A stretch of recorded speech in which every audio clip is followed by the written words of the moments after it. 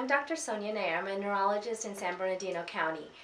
I'm affiliated with Choice Medical Group in Horizon Valley. Today I wanted to talk about COVID and children. So I know we've talked a lot about COVID in the past, and we're still learning a lot when it comes to children. But especially as our county, our school district, and our state is slowly starting to open up, I wanted to discuss a little bit about how can we send our kids to school safely. As most of us know, the best way to keep our kids really 100% safe is to keep them at home. But as a mother and a working mother, I know that this isn't right for every family, and each family has to choose what's right for them. If you do decide to put your kids back to school, I wanted to talk about how can we keep them safe while we're there. So the first step is masks. As we know, masks work, and they work very well. So I want you to be able to talk to your children and see with your children what works best for them. A lot of people talk about that, oh, my children can't wear masks because of an X, Y, and Z disease. For the most part, almost every child should be able to wear a mask. There are very few, if any, diseases that prevent a child from wearing a mask. So I highly encourage our children to wear a mask. A lot of parents ask me, what's the difference between a cloth mask, a surgical mask, or even an N95 for children? And the reality is there's not much difference between them as long as your children will wear them. Whatever your children will wear for the entire school time is what I recommend. The other thing that I recommend is get at least one mask per school day. So let's say your child is going to school 5 days a week. Getting one mask per day is recommended so that they can, at the end of the day, put it in the washer and rotate them out.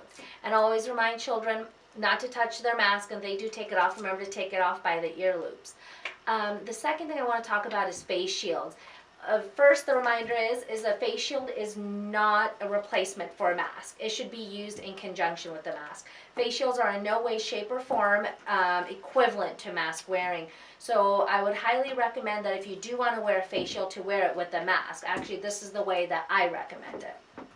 Second of all, lanyards. So lanyards are very nice because as we all know, children are prone to losing a lot of different things. They lose their sweaters, they lose their pencils.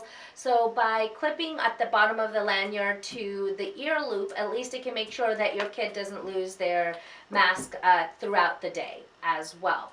Next, I want to talk about hand sanitizer.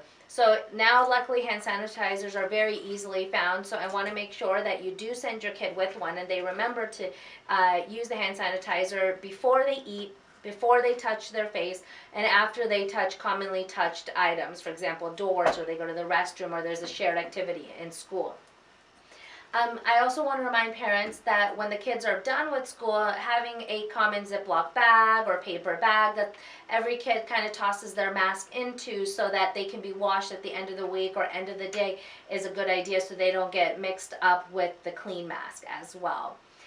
Lastly, I want to focus on what to do if you're sick. Now, this is not only if the child is sick, but if anyone in the household is sick or has a positive testing, the entire household should quarantine. And I don't think I can really emphasize this enough, because what people don't realize is just one person not following that quarantine rule can infect an entire classroom, which can shut down not only the classroom, the entire school, and even the district. So if your child is displaying symptoms of being sick, fever, cough, feeling muscle aches, or someone in the household is feeling sick and or test positive, do not go to school. First, call your school to notify them, and then 2, call their pediatrician. Both the school and pediatricians have protocols in place to deal with this. But please, I understand that in the past when kids were sick, we'd give them a Tylenol, give them a Motrin, send them to school. This is not the same. Given how contagious this disease is, it's really important that if your kid is sick, keep them home.